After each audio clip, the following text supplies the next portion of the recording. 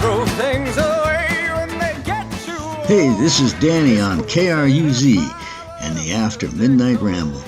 I got another 2-bit tale for you. Her name is Kool 34. Hey Tommy, if you're out there, listen up. She's been licensed and registered in at least 5 states. Just one look at her and she'll tug hard at your soul. She's an unforgettable 34 Ford 3-window coupe called Kool 34, spelled with a K. In fact, every license plate she's ever had from every state she's ever been has always read Kool 34. A coincidence? Maybe. But there's more, much more. Some say that whoever holds her key in their possession is consumed by 2 irresistible urges.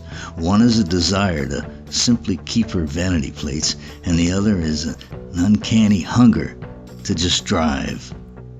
Legend has it, in late '33, on a cold gray morning in Michigan, long before the idea of modifying an automobile into a hot rod, that same little 34 Ford coupe was on the assembly line when the warehouse generator shorted out.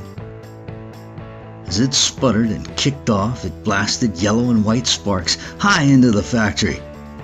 They all fizzled out quickly, all but one oddly orange-colored, ball-bearing sized ember that seemed to zoom high enough and fast enough to rattle the roof of that Dearborn plant. At the same time, a high-voltage cable that was running across the roof, supporting power to the whole complex, broke free. As it danced in the air like a wild garden hose, sending electricity out in every direction, it made contact with that tiny descending steel ember. The ember then quickly changed colors. It went from orange to red to white, and then vibrated silver as it lingered in the air just for a few seconds before it fell inside Kool 34 from her roof's opening. It then bounced and ricocheted at lightning speed from corner to corner like a pinball game in some old arcade before getting lodged between Kool 34's floorboard and kick panel, where it's been ever since. Now, all while that was happening, 2 nearby auto workers had been discussing Ford's design changes for that year when they were plunged into the darkness and saw the stream of sparks fly throughout the warehouse. That's when one of the auto workers shouted to the other, "Whoa, that was cool!" Meanwhile, inside the Ford, that little steel ember, still vibrating and glowing orange, perhaps from the electric charge, gave off one last shudder, flashed a kaleidoscope of colors, and then just like that, blinked off like someone quickly flipping off a light switch. From then on, Kool 34 was born. Years later, she was seen sitting at a used car lot somewhere in the Midwest. By then she had already been turned into a hot rod and given a sleek 4-inch chop job. No one knows exactly who bought her or where she went from there, but a decade later she turned up in Cheyenne with a white paint job. Got featured in a local rag called The Highwayman. As another decade passed, Kool 34 settled in the Rockies, for a while anyway, with a new owner who gave her a new, stunning black paint job.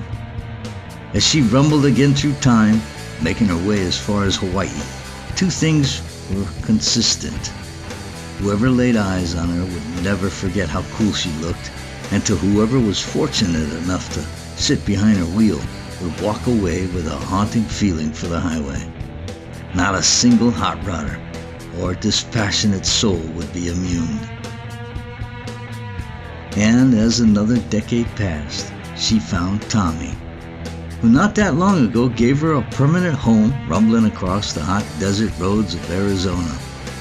For Tommy, those roads now belong to him and Kool 34. There's no denying that she's happy right where she is. Hey, this is Danny on KRUZ and the After Midnight Ramble. Until next time, aloha.